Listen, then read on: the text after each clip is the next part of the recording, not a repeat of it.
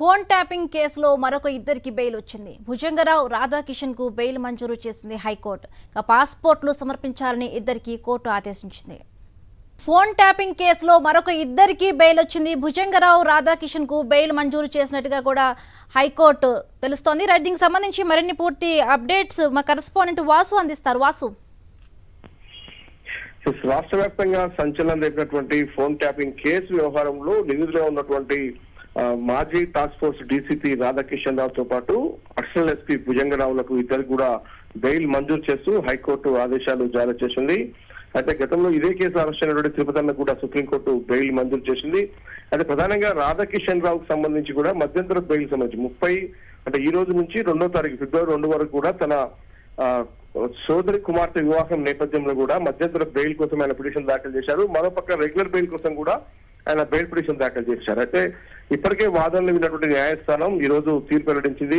ఇక భుజంగరావుకు సంబంధించి కూడా అనారోగ్య కారణాలతో గత కొంతకాలంగా నాంపల్లి కోర్టు మధ్యంతర బెయిల్ మంజూరు చేసిన నేపథ్యంలో ఆ బెయిల్ పై పొడిగిస్తూ వస్తున్నారు. కానీ ఇప్పుడు రెగ్యులర్ బెయిల్ దాఖలు చేసిన నేపథ్యంలో హైకోర్టు వీళ్ళకు బెయిల్ మంజూరు చేసింది. అయితే షరతులతో కూడినటువంటి బెయిల్ ఇవ్వడం జరిగింది. ₹1,00,000 కూడినటువంటి 2 షూరిటీలు సమర్పించాలని ఆదేశించింది. పాస్పోర్ట్లు కూడా ఎక్కడికి విదేశాలకు వెళ్లకుండా ఉండేందుకు పాస్పోర్ట్లు సమర్పించాలని కూడా ఆదేశించింది.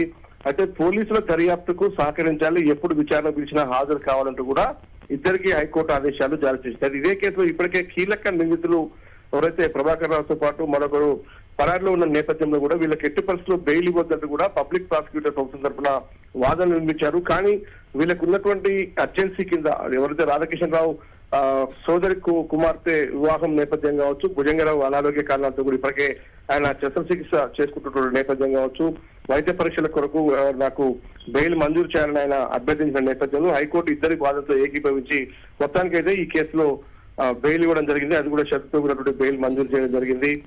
చూడాలి, మొత్తం మీద ముగ్గురికైతే దాదాపుగా ఫోన్ ట్యాపింగ్ కేసులో బెయిల్ లభించినట్టయింది. కానీ ఇదే కేసులో ఈ పరారులో ఉన్నట్టుగా చెప్తున్నటువంటి ప్రభాకర్ రావు ఇంకా విదేశాల్లో ఉన్నాడు. అతను రప్పించేందుకు అనేక ప్రయత్నాలు సాగిస్తున్న నేపథ్యంలో వీళ్ళకు బెయిల్ రావడం మాత్రం ప్రస్తుతం సంచలనం కలిగిస్తా ఉంది. Right, thank you Vasu.